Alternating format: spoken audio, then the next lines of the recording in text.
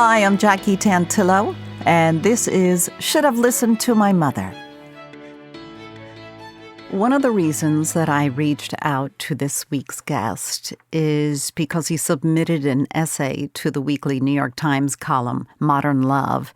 It's one of my favorite weekly reads where writers submit essays that are emotional, tender, often filled with raw emotions about relationships. As Daniel Jones and Maya Lee of the New York Times wrote, love may be universal, but individual experiences can differ immensely and be informed by factors including race, socioeconomic status, gender, disability status, nationality, sexuality, age, religion, and culture. For many, finding and loving your partner is easy. For others, it has the potential to be life-threatening. So I'd like to introduce my guest. I'm very excited to have Chisom Peter Job with me here on Should Have Listened to My Mother. Hello, Chisom. Hello, Jackie. Thank you for having me. As I mentioned in my intro, you submitted an essay to Modern Love, and it was published March 13th, 2022. It's entitled, My Father Used Google to Ease My Ailing Heart, the health scare that led to a revelatory moment. You were diagnosed with a heart condition at 17 years old, and now you're a journalist. I'm glad you're here to share your story. So please, let's start off with your mom's name. Okay, my mom's name is Gift Peter Job. Peter is my dad's name, and Job is family's name. My mom decided to go with my dad's name and family's name. So gift as in a present. Yes. You wrote this beautiful piece, and what made you put this story in writing? Okay, so the first time I got my diagnosis was in 2020. The lockdown, I was out of school, basically learning remotely. And after that, in 2021, last year, I spent 2 months in the hospital from February, March, April, if I'm not mistaken. I spent months in the hospital. After that, I decided to write about everything. I'm a journalist, so I write, and I decided to put it into paper. Okay, so I had submitted to the Modern Love column the year before, 2020. So I decided to submit again after my friend told me to in 2021.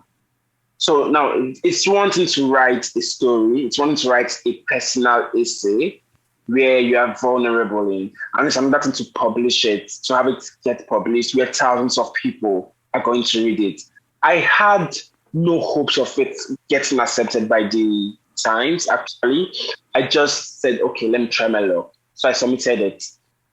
I waited for a while. After 2 months, October, November, I didn't hear back. I said, oh, probably this isn't going to work. But then I know the Times always reply. They always respond to every Modern Love essay. So I kept that at the back of my mind and totally forgot about it. A part of me was expecting it not to get accepted because, one, I was very vulnerable in the essay. You've read it, you saw everything in it. I was very vulnerable. That was my first time being that vulnerable. So I wasn't exactly sure if I wanted people to read it. But then when I got the email saying the essay was nice, from Daniel Jones, the editor, saying this was nice and he loved it and he would love to publish it, I was happy too. And I wanted the story to get published. So it was between not wanting to get published and wanting to get published.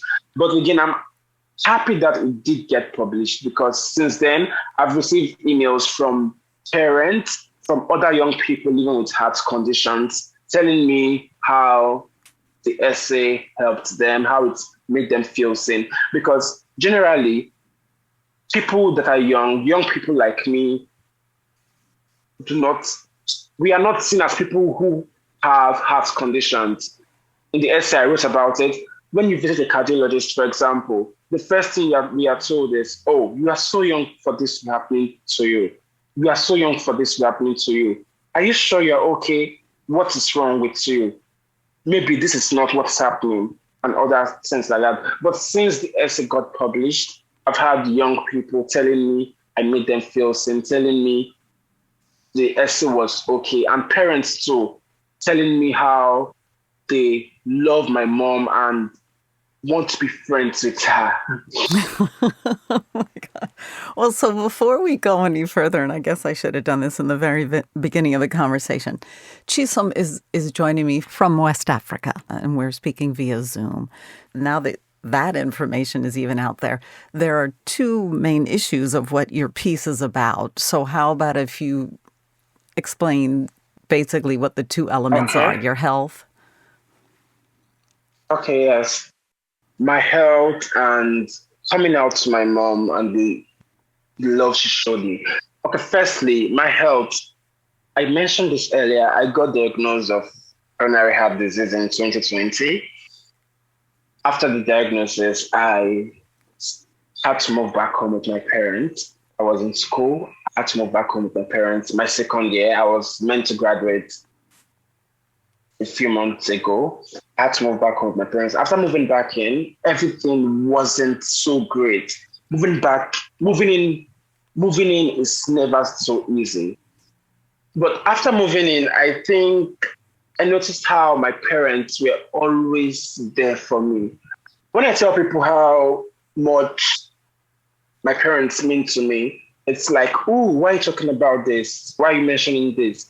But I do not know how not to talk about it. I do not know how not to talk about them because they are always there every day, all the time. From the moment I got diagnosed and I moved back in, my parents were always there for me. My dad coming into my room every night, telling me I love you. My mom praying, telling me she loves me too. Always being there for me, taking time off work.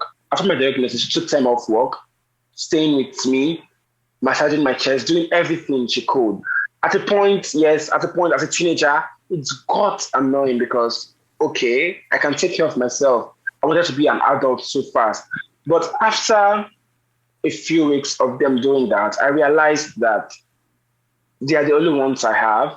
I'm the only one they have. And I can't stop them from doing that for me. And I also enjoy when they do that. And I made sure after that, I began to tell them, oh, I love you too. I love you. I love that you take care of me. I love that you're always there for me. Especially my mom. My dad started traveling more. He's an importer. He imports goods. So he started traveling more. So I was spending more time with my mom. I made sure to tell her, I love you. Thank you for taking care of me. And every time I do that, she would remind me, you don't need to thank me. That's why I'm your mom. But then I realized that, oh, okay, there are people that their mothers or their parents who wouldn't do this thing you're doing for me. So I have to thank you. I should say, you're my son. I can't not do this for you. Which is also why I came out to her too. I came out to her in August of 2020 after hearing talks about my sexuality from my cousins, after people, my cousins and other people, started talking about how I'm an only child, I have a chronic illness, and how it might kill me. They said things like this, and it was always annoying because I'm still here. Why are you talking about death? Why are you talking about me dying or anything? I'm still alive. It was depressing at a point. But I said, okay, I wasn't going to let this get in the way of my happiness. I wasn't going to let this thing people are talking about annoy me. That was when I decided to come out to my mom. I started working at an LGBTQ organization in the UK. The organization is located in the UK. I started working with them as a writer and editor. And I realized that, okay, writing these stories too, definitely my mom is going to come across it. What if she does? I could easily tell her I'm a writer, I'm a journalist. That's what I do. But then that, and coupled with the fact that my cousins were talking about it and knowing how She caught me once. She caught me twice watching porn while growing up as a child, while growing up as an adolescent rather, because I was confused with my sexuality. I said to tell her, but it was scary too because I'm a Nigerian. While I didn't grow up in Nigeria, I have Nigerian parents who are very much Nigerian. So knowing that back then, I knew the laws in place in Nigeria, the Same-Sex Marriage Prohibition Act, the Sharia laws in the north of the country. I realized that, okay, this could be dangerous telling my mom, because what if she doesn't accept me? Where would I go to? What would I do? These were the questions I asked myself. And at the end, I told myself, okay, she might not do anything. I'm her son. I'm her child. But I've read stories of parents disowning their children, even no matter how many children they have, even if it's their only child, they disown them. So it was scary. But when I told her, okay, mom, okay, that was when she came back from work. I saw she was in a good mood. I said to meet her, I told her. The first thing she did was look at me. She didn't say anything at first. She was quiet. The room was quiet. Then she held my hands and she said, I know, I've always known and I always loved. It was shocking and I was happy. I had conflicting emotions then because, okay, this was so easy. But she wanted to understand. I remember her telling me, explain to me more. She told me, I'm an old woman. Let me understand where you're coming from. Let me understand you very well. So I sent documents to her from the PLFAG. I can't remember the parents of, I can't remember the full meaning, but PLFAG, I sent her documents from the organization. She went through them and things has been great since then. So can you, you make it sound so easy, right? All these years you've been having this inner conversation about your sexuality and being afraid to tell anyone. Yeah. But in the piece that you wrote, your cousins, they all knew, or different relatives already knew and were wondering why you were waiting so long to come out to your parents. Is that correct? Okay. I had only one cousin who knew, but from the piece mentioned how one of my cousins asked, are you gay? She had no idea. There's this thing where people ask the question, either when they are trying to mock you, or they're just or they have an idea and they want to know. This cousin, she had no idea. Not that I'm sure of, she had no idea. So she just asked, I think she just asked that question to know what my reaction would be, to hear from me. Because most people refer to people as gay from where I'm coming from, when they want to mock them, when they want to make jest of them. Because when she said it, all eyes were on me. I could feel other extended family members who were there laugh too.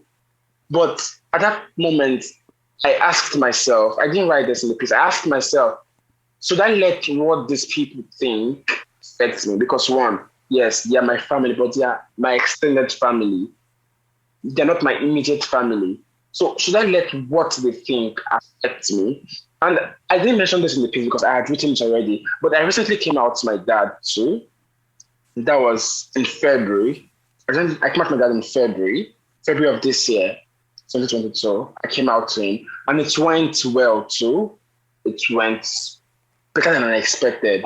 So I think knowing how much my parents care about me and knowing who they are helped me in coming out to them, and it has helped me in being open with them.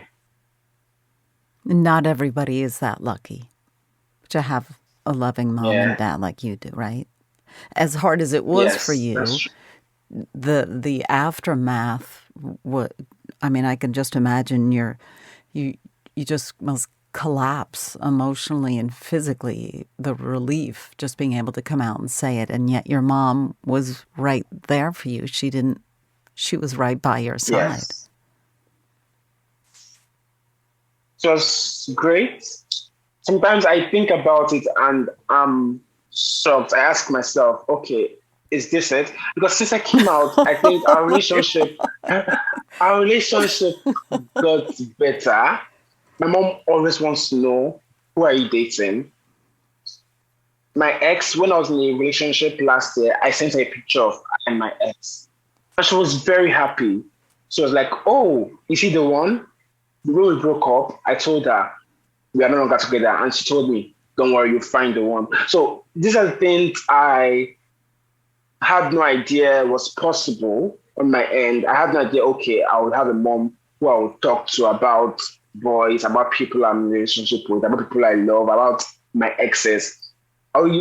Before coming out to her, if I wanted to talk about things like that, I would change the pronouns. Maybe I would say, I broke up with my girlfriend. Meanwhile, I'm talking about a boy. But since then, it's like, oh, this is so easy. This is so easy. And she wants to know more. She always wants to know more. Even when I tell her, Mom, no, this isn't your business. She laughs. She rolls her eyes at me. She says, no, it's my business. I want to know. Tell me everything about your love life. Tell me everything that's going on with you. Well, she wants you to be happy, right? That's what most moms want their children. I have 2 boys. We just want them to be happy and to be in the relationship that will help them grow and fulfill their life and keep moving forward and expanding your perspective. So your mom, she is a gift. That's her name, right? Yes, her name is Gift. She is a gift. She is a gift, indeed. If it could only be that easy, and I know it took you many years to open up to them, but as you said, she had an idea or she knew, and she's still by your side, which is what any son or daughter, regardless of sexual orientation, identity, or behavior, would hope, the responses they would hope to get from their parents, right? Yes. You are a journalist. Yes, I am. We explain a little bit about your background and the award that you were nominated for recently. Yes. I'm a culture and technology journalist. I currently freelance, and I'm also the editor-in-chief of an LGBTQ organization that helps asylum seekers in the UK. We also run a publication. So the work I do is basically telling the stories of the LGBTQ community in Nigeria and in Africa in general. It's daunting. It's nice. It's nice telling these stories because we are the only ones who can tell our stories ourselves. It's daunting too because telling these stories sometimes puts one in danger, not knowing who is reading your story, not knowing where the story is taking you to. Sometimes one can receive hate mails. I know I have received one before. I've received multiple actually before. Hate mails when you tell a story. People wanting to know who your sources are, but you can't tell them. You can't do anything about that. You just leave them. Just delete those emails because you're protecting yourself. You're protecting your sources. It's part of the job. And I'm not complaining. I'm grateful for that. So the award I was nominated for, the Future Awards Africa, I think Forbes called it one of the biggest awards out of Africa for young people. I was nominated in the category of journalism.